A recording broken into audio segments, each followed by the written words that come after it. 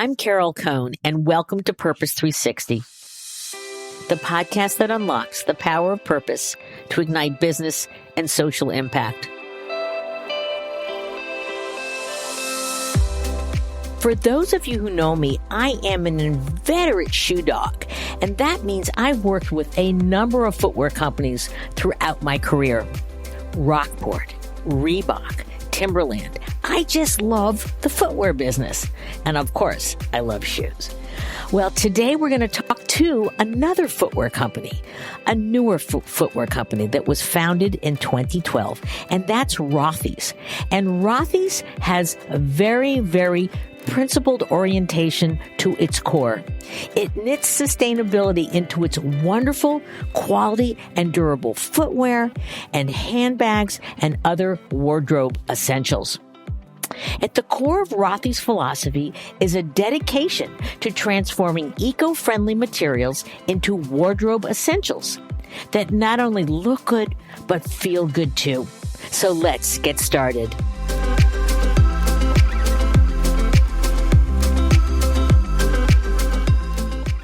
Joining me is Dayna Quambeck, and she's Chief Operating Officer and CFO of Rothy's. So welcome to the show, Dayna. Thank you, Carol. I'm so delighted to chat with you today. And I have to say that Dayna was at the Fortune Next Gen Most Powerful Women conference, and I met her earlier in the year, and I kept chasing her because I really wanted her. I said, oh my God, it's Rothy's. I want them on the show. But first, let's just start with you, Dayna. You have somewhat of a non-traditional journey to how you got to Rothy's. And I think it's an important insight for our listeners. Well, I would say it's intentional and accidental all at once. As you mentioned, I am a finance professional by trade. I started my early career and spent some dog years in both public accounting and on Wall Street, and eventually made my way to the operating side. About 10 years ago, I joined Charlotte Russe, which is a large U.S.-based fast fashion retailer. We had 600 stores, and I joined in a time when fast fashion was really sort of in vogue and was driving a lot of the retail industry. We had a 200,000 square foot distribution center and 500 stores, 600 stores. Fast fashion turns the inventory is turning 9 times a year, right? So you're constantly, stores are getting deliveries every day. And on that day, it was in the winter, I was at the distribution center looking out over a football field of dusty rose faux fur bomber jackets, enough to fill an entire football field. And I remember thinking to myself, these are low quality. They are a flash in the pan fashion, and they're all going to be in a landfill. Here is the size of the landfill of these faux fur bomber jackets.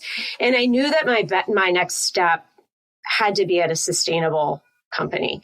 And serendipitously, 2 weeks later, met Roth and Stevens. So it all happened kind of at the same time.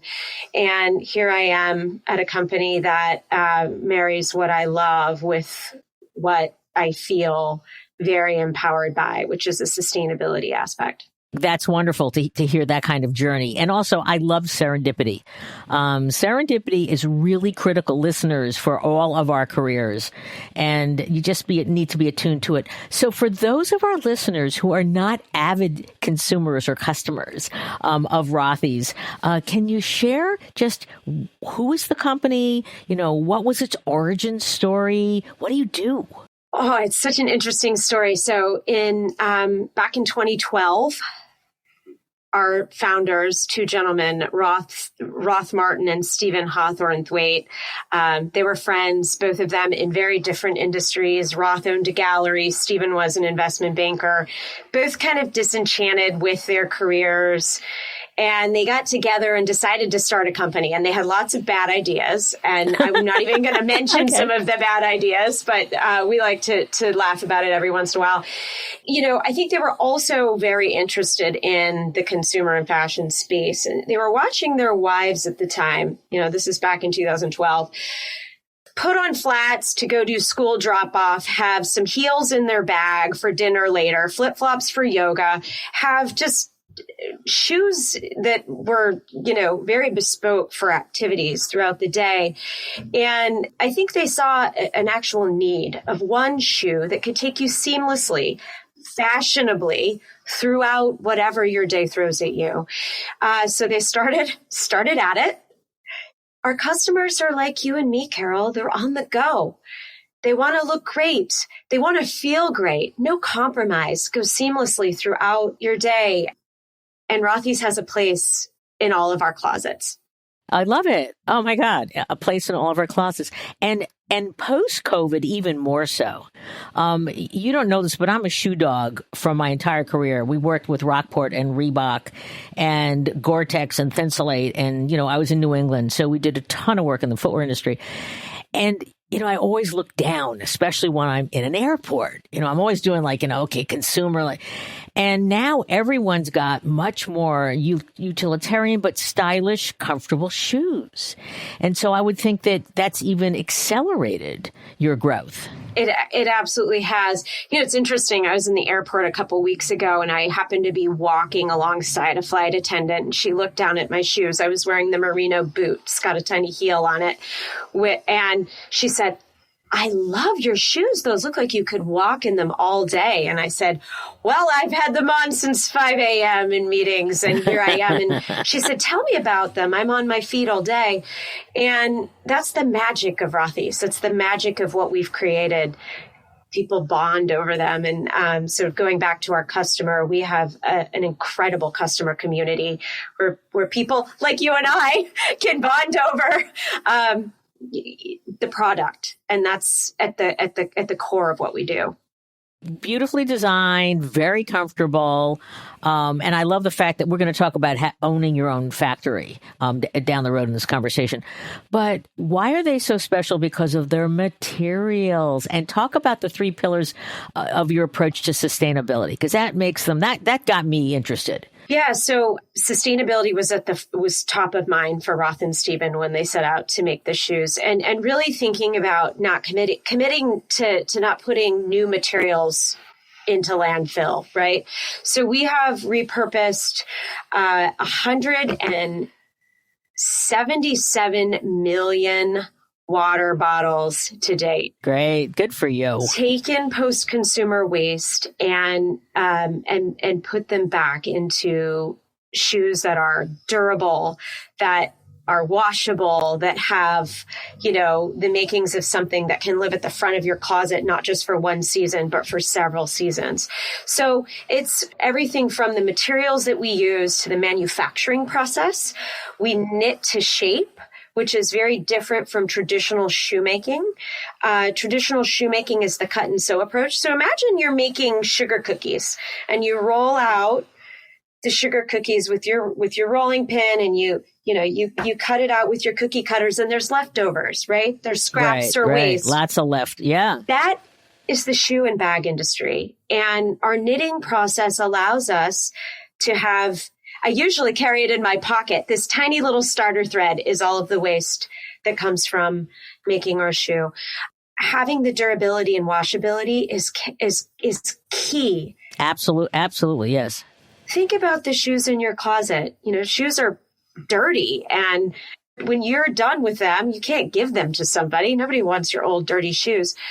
What if you could wash them? Most shoes are not washable. We wash every other piece of clothing in our closets. So the washability is amazing for the medical professionals, for teachers, for travel, for anything really that you're doing. And it extends the life and your ability to, again, wear something beyond one season. So kind of the opposite of those bomber jackets that I told you in the beginning, which are not getting washed or handed down to anybody.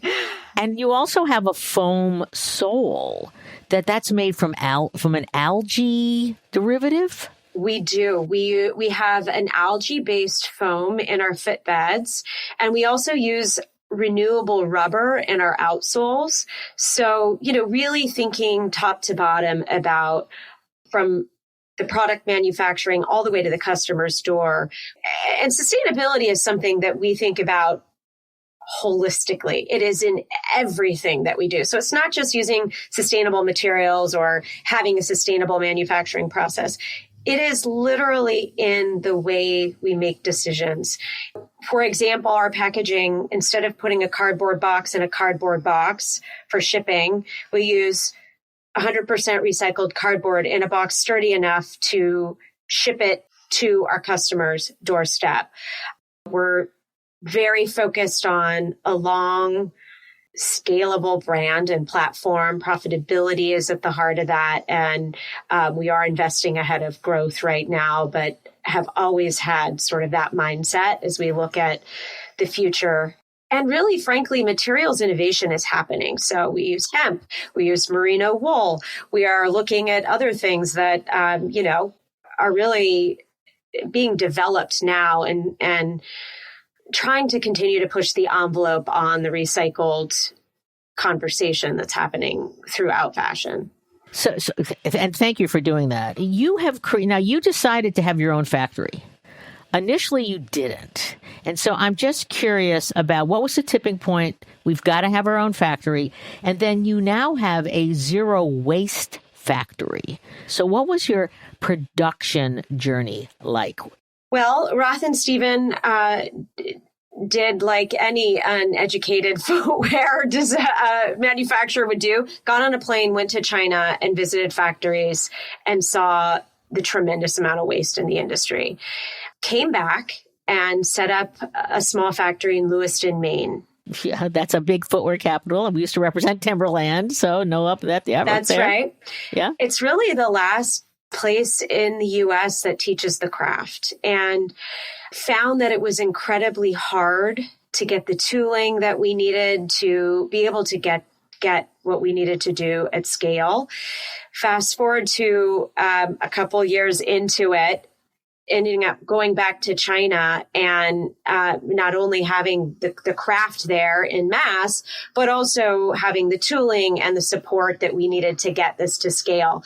So we do have we are the first shoe manufacturer in the world to receive both LEED certification and True Platinum certifications in our factory. Congratulations. That's a big deal. Big deal. It's a huge deal. And one of the cornerstones of our business is just to do better in everything we do for our people, for our planet, for our communities. And, we've got 900 employees in the factory that we consider part of the broader Rothy's family. They're an extension of our team. And it's, these certifications are important when you think about sustainability, but they're nothing without the people and how they're treated. There are some low standards in the manufacturing world. We're not one of those companies, and we've always looked for a better way to do things. And we can control our supply.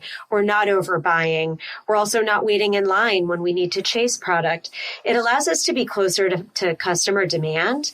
And, I think that's just another angle of sustainability at the end of the day, where you're not creating products that you're going to dump into a market. Instead, it's much more intentional and closer to the customer. Yeah, I would say that intentional is a huge portion of your ethos. Do you have a story at all that you can share about you got some feedback and you made a correction based on, was this the right color? Was this the right shoe? Was this the right bag? Well, I can give you a real-time example. We launched a clog earlier this fall. It's extraordinarily comfortable and it's amazing, right? Because it's kind of like a slipper, but you can wear it outside.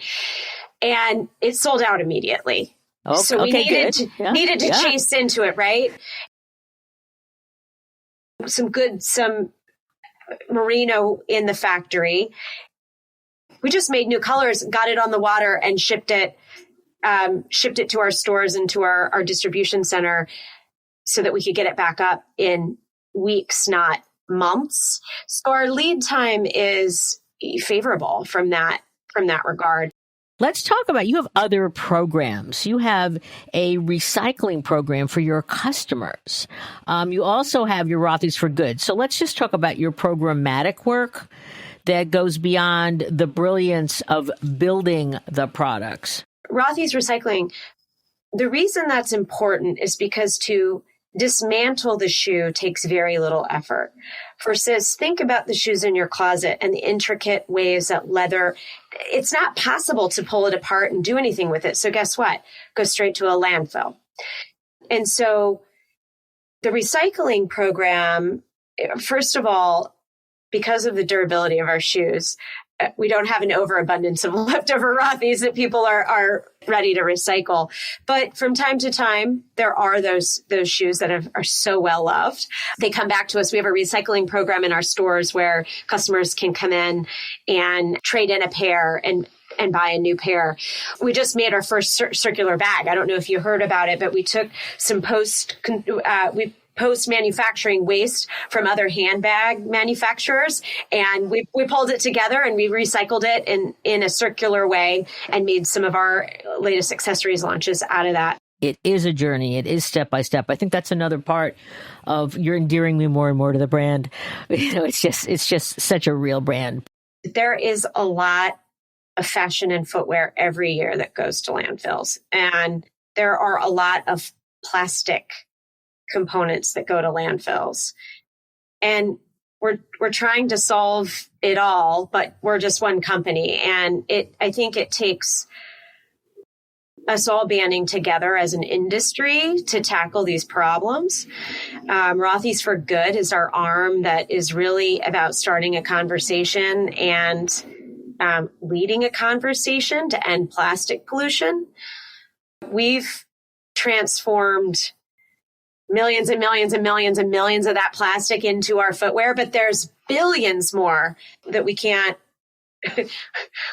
possibly put into only our products. And so, I think it is a life's work to continue to push this forward. I'm proud that we're doing our part.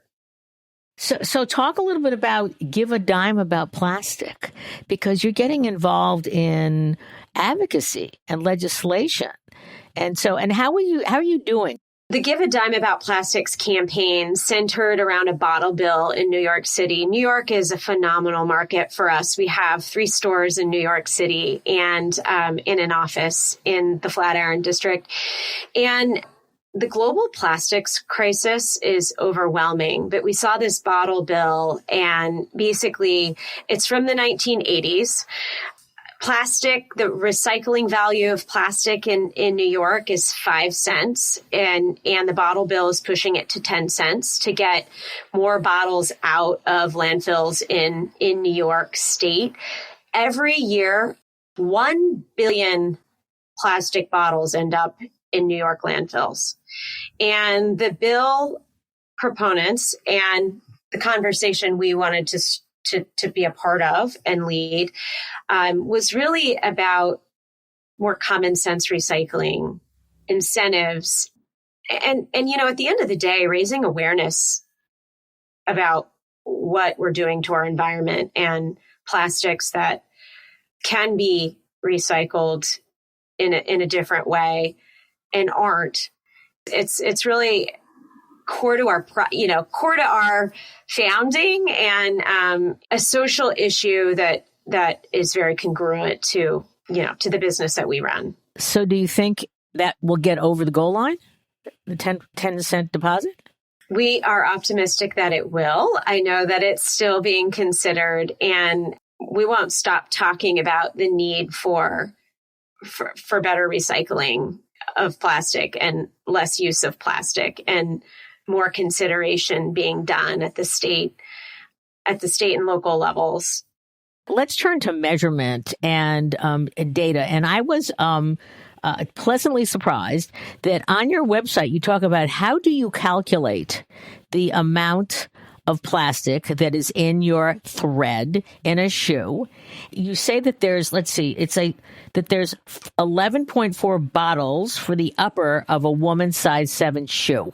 I don't know if you know how plastic becomes soft thread that goes into a shoe. Well, I know a little bit, but can you share it with our listeners without showing any visuals? Because this is all audio. So think about a plastic water bottle. It gets chipped down into tiny little plastic chips. Then it gets rolled and pelletized into pellets. And then the pellets get strung into this beautiful thread. And if I told you that we used plastic to make shoes, you would think, I don't want to put those on my feet. That sounds terrible. And you put your foot in a Rothy's shoe and you feel how soft and how flexible it is.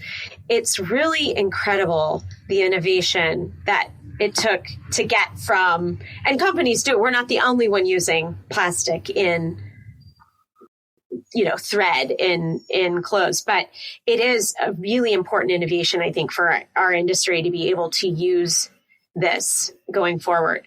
You have a sustainability council. How do you pick who's on your council, internal, external, and then how do you utilize this to advance your thinking, whether it's advocacy, whether it's new products? So our sustainability council has been, it's a collaborative group, and we've been really fortunate to have the access to the folks on the council that were elated to join us in our efforts. We're trying to stay at the forefront of what we do, and innovation is happening with all aspects of our industry, and especially on the sustainability front. And so, I think it's been an incredible way for us to stay relevant and in the know. Well, that's really wise. I'm curious, what do you see as the future of circular fashion? I think it is the future. Millennials grew up with fast fashion as a norm, and Gen Z and the generations that follow are much more mindful, as they should be, of what their footprint is. And so I think circular fashion is going to be required. Consumers are going to demand it as time moves on, but it's hard. It is really hard. And I am not a climate scientist, nor am I a, manufacturing operator in the way that you would need to be to really crack this nut. But I know that people are doing their part in trying to push it forward in the way that they can. And we applaud all of the companies that are participating in recycling programs or reuse programs or resale. I think anything is better than nothing, and we'll get there step by step. Do you have any stories? I bet you have incredibly avid consumers. Oh, I'm interacting with customers all the time. In fact, I was just in our Raleigh store watching and observing customers as they were trying on, different shoes. I meet people all the time in Rothy's, and I will always compliment them and never say that I work at Rothy's. And I'll say, tell me about shoes. And it's amazing how many women are willing to take their shoe off. You could be standing in, I was in the subway station in New York, and this woman was like, look how amazing this shoe is. It's so comfortable. I've been, I was an OG customer. I've been with the brand for 4 years. And did you know they make bags? And what I love is... She's selling for you. Yeah. I love that people want to tell you about their experience. And I think it's really important for brands to consider. At the end of the day, if you're not creating a product that makes people want to tell their friends, tell their coworkers, tell their family members about it, it's an uphill battle at the end of the day, right? Because our customers are our biggest advocates. And basically, it's not anything you can fabricate with marketing dollars, the virality and community that's been created around this brand. It's because of the product and the stickiness with the sustainability, because it's mission driven.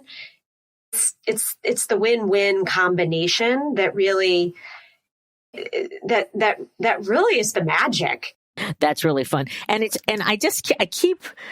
I'm so surprised because you're not a marketing person. You're not a communications person. You're an operations and finance person. But from the very moment I heard you at that Fortune conference, you're like a holistic human being that just loves the business. I'm a customer.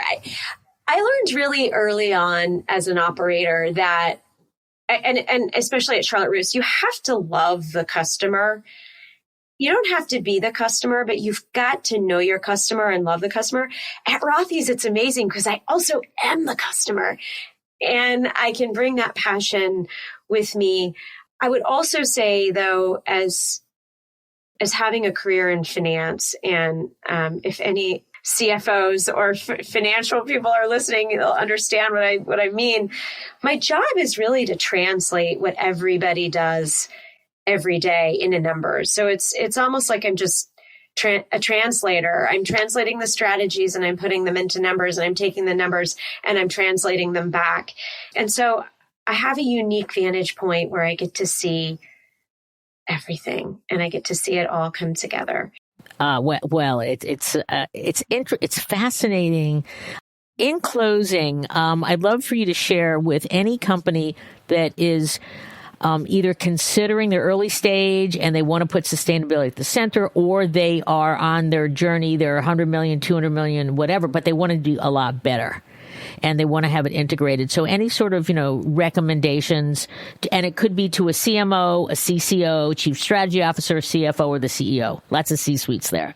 Or just someone with an idea. I would say sustainability is table stakes now. And it wasn't in the same way 10 years ago or 20 years ago. You have to be patient and tenacious. If you have the product there, it will stick and it will resonate. But if the product is not there, sustainability cannot carry you. We're still a very young company. We've soft launch in 2016. I mean, I kind of think about 2017 as the first real year. That's 5 years. Yeah. And with COVID in the middle. And customers are fickle. There are a lot of, sustainable companies out there making amazing sustainable products that just the quality or the durability is not there. And it's hard for customers to stay loyal if you don't have an amazing service product idea. So be patient. You have to have some grit. And, if patience means 4 years to get it right, I think that's better than getting it wrong and failing. I can hear your excitement, and I am so excited because I am a customer. Thank you, Dayna, so much for joining us on the show. It's just been a fabulous conversation. Oh, thank you, Carol. Well, I'm glad that we could share a love of a product that, we both feel so passionately about.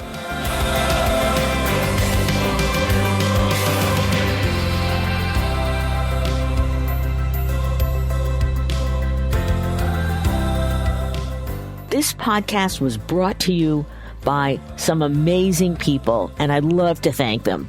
Ann Hundertmark and Kristen Kenny at Carol Cone on Purpose, Pete Wright and Andy Nelson, our crack production team at True Story FM, and you, our listener. Please rate and rank us, because we really want to be as high as possible as one of the top business podcasts available, so that we can continue exploring together the importance and the activation of authentic purpose. Thanks so much for listening.